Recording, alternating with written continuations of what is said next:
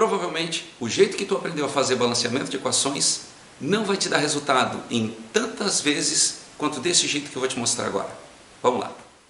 Existem dois métodos de fazer o balanceamento de equação. Quer dizer, na verdade, três, mas são os dois mais conhecidos. Tem o método das tentativas, que é aquele que vai resolver a maior parte das equações. Ele é indicado em equações mais simples, com menos reagentes e produtos. O método da oxirredução, como o próprio nome sugere, só pode ser aplicado em reações de oxirredução. E tem o balanceamento pelo método algébrico, que é quando a gente usa variáveis no lugar de cada coeficiente e monta ali um sisteminha de equações. O que a gente vai ver agora é o balanceamento por tentativas. Mas primeiro vamos pensar, o que é balanceamento de equações pelo método das tentativas? O que quer dizer o método das tentativas? É isso. Vamos tentando. A gente vai tentar, vai tentando, até que chega uma hora que acerta. Só que cada professor tem uma sequência de passos que vai te ajudar a não perder tempo com tantas tentativas. Vamos começar aqui, mostrando esse passo a passo que eu indico. Eu vou mostrar aqui o passo a passo, as etapas, que vão estar na descrição do vídeo. E depois nós vamos retomar cada uma dessas etapas enquanto faz um balanceamento de uma equação. Bom, primeira coisa, eu vou selecionar os elementos que só aparecem uma vez entre os reagentes e entre os produtos. E é por isso que normalmente o pessoal te diz, deixa o oxigênio para o final. Porque é muito comum o oxigênio aparecer várias vezes. Então é mais fácil dizer assim, deixa o oxigênio para o final. Não, não é o oxigênio que tem que ficar para o final. É aquele elemento que aparece várias vezes na equação. A partir da hora que eu selecionei os elementos que só apareçam uma vez, eu vou escolher aquele que aparece com os maiores índices. Lembrando, o índice é aquele númerozinho que fica embaixo do símbolo do elemento e que diz quantos átomos tem em cada molécula daquela substância. Definido qual é o elemento que eu vou usar para começar, eu vou transformar o índice do produto como coeficiente no reagente e vice-versa. Para que isso? Na verdade, é tirar o mínimo múltiplo comum, é fazer com que a quantidade desse elemento seja igual antes e depois da seta. Ou seja, a quantidade de átomos deste elemento que eu escolhi para começar tem que ser igual entre os reagentes e entre os produtos. Afinal, nada se cria, nada se perde, tudo se transforma. Os átomos continuam sendo os mesmos, eles só estão mudando a forma como eles estão ligados a outros átomos. Então notem que até aqui os dois primeiros passos, que são muito simples, eles servem única e exclusivamente para definir, para dizer por qual elemento eu vou ter que começar. Porque a lógica é essa, eu vou balancear uma equação com um elemento químico de cada vez. Defini qual é o primeiro, acertei a quantidade do primeiro e agora eu vou acertar o restante. E é aqui que eu acho que dá um pouco de problema às vezes, mas com um exemplo vocês vão perceber que vai ficar super tranquilo. Eu vou acertar a quantidade dos outros elementos, mas qual elemento eu continuo? Esse é o pulo do gato. Tu escolhe o elemento ou algum dos elementos que só falta um lugar, uma substância por acertar. Como assim? Vamos para o exemplo que vai ficar mais claro. Essa é uma equação que muita gente acha que vale mais a pena fazer por oxirredução. Eu acho que é perda de tempo. Oxirredução dá mais resultado, é mais garantido de chegar no resultado, mas dá uma volta muito grande, que só vale a pena quando a equação em si é complicada. Essa dá conta. Então vamos lá, vamos lembrar qual é o primeiro passo. Selecione os elementos que só apareçam uma vez antes da seta, uma vez depois da seta. Então a gente vai colocar aqui, quais são os elementos químicos que aparecem nessa equação. Eu tenho hidrogênio, iodo, hidrogênio já foi, enxofre e oxigênio. Então estão listados aqui. Qual ou quais desses elementos só aparecem uma vez antes da seta? O hidrogênio. O hidrogênio aparece várias vezes, então o hidrogênio não é bom para começar. O iodo aparece uma vez aqui antes da seta e uma vez depois, então ele é um candidato, é um bom candidato para começar. Enxofre também, uma vez aqui e uma lá, então pode ser o enxofre também.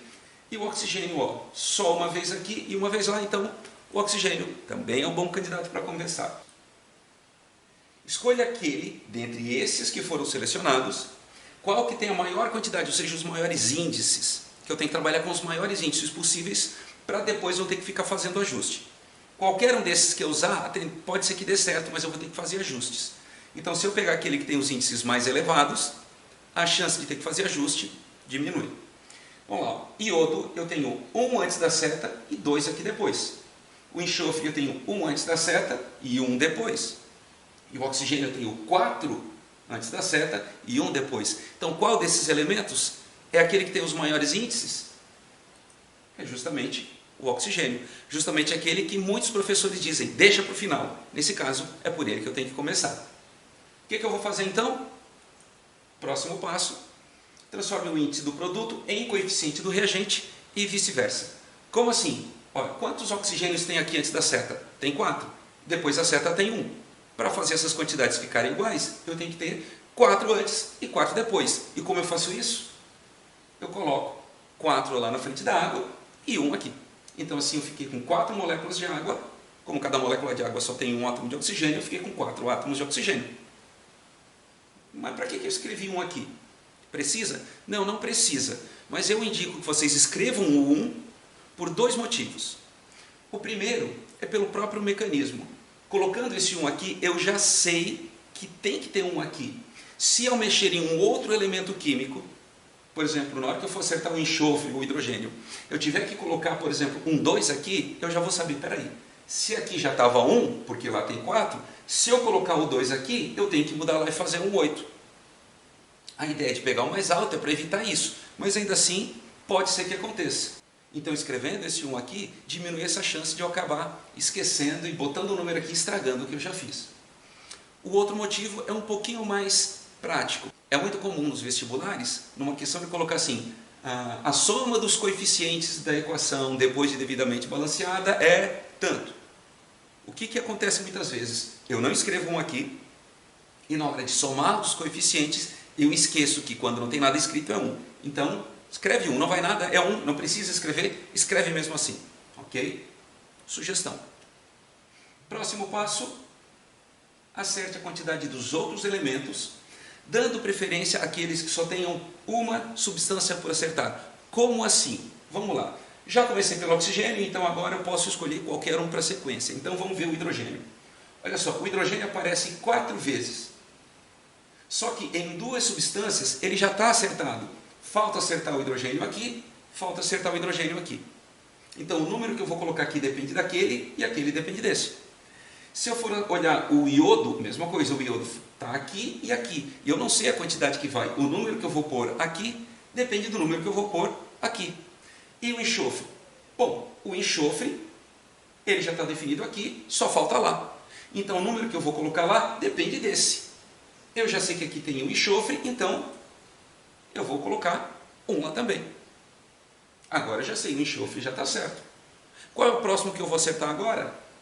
O iodo não. O iodo ainda faltam 2 substâncias que têm iodo e que eu ainda não sei. Faltam 2 lugares para acertar. Deixa o iodo para depois, porque o hidrogênio só falta aqui. Ah, mas o hidrogênio aparece várias vezes. Sim, mas das 4 substâncias em que aparece o hidrogênio, aqui ele já está certo, aqui ele já está certo, aqui ele já está certo. Já estão definidas as quantidades de hidrogênio em 3 das 4 substâncias em que ele aparece. Só falta aqui. Então vamos contar para acertar o hidrogênio. Olha só. Está faltando, o hidrogênio que está faltando é antes da seta. Então vamos ver quanto depois da seta tem, porque lá já está tudo definido. Aqui tem 4 moléculas de água. Se em cada molécula de água tem 2 hidrogênios, nas 4 vão ter 8. Então tem 8 átomos de hidrogênio aqui, mais 2 aqui, total de 10. Se depois da seta tem 10 hidrogênios, antes da seta também tem que ter 10. Se aqui tem 2, aqui tem que ter 8 átomos de hidrogênio. Acertei a quantidade de hidrogênios, ó, 8 mais 2, 10. 8 mais 2, 10. Agora falta o iodo. Eu já sei que agora eu tenho 8 iodo antes da seta. Aqui também tem que ter 8. Para isso eu coloco 4 moléculas de iodo para fechar os 8 átomos. Alguém acha realmente que eu consegui chegar nesse 4 e 8 do iodo começando por ele, por exemplo? Ia ser complicado. Então, ou eu teria que começar a fazer isso por oxirredução, ou seguir essa sequência que eu passei. Difícil? Acho que não, né? Então agora, o que tu vai fazer agora? Agora tu vai se inscrever no canal, vai curtir esse vídeo, vai compartilhar para aquele teu colega que também tem dificuldade com balanceamento e comenta aqui embaixo. Comenta se tem algum ponto do vídeo ou não. Professor, ali no minuto tal, tu falou um negócio que eu não entendi direito. Escreve ali que eu te respondo nos comentários mesmo. Fica ligado nas outras opções de vídeo que vão aparecer aí para ti. Valeu!